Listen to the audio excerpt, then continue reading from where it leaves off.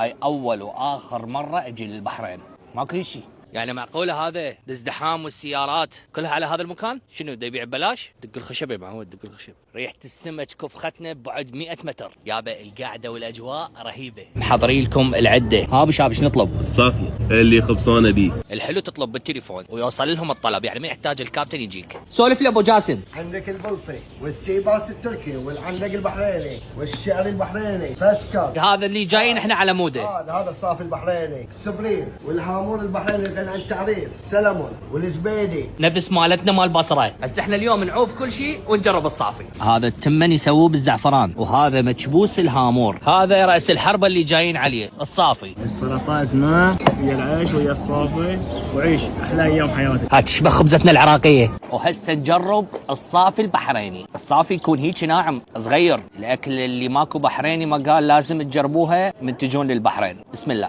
عمي بسكت هذا، بس احذروا قليلا من السنون مالته. انا محيرني السر مال التمن مالتهم. التمنايه تكون رفيعه وطويله. مطاعمنا اللي بالعراق اطالبكم تجيبوا لنا مثل هذا التمن. انا ما اعرفه شنو، بس قالوا لي تمن هندي، بس بالاكل صدق رهيب. دا تخفي اثار الجريمه. هو جواز جو مبينه. هذا مكبوس الهامور.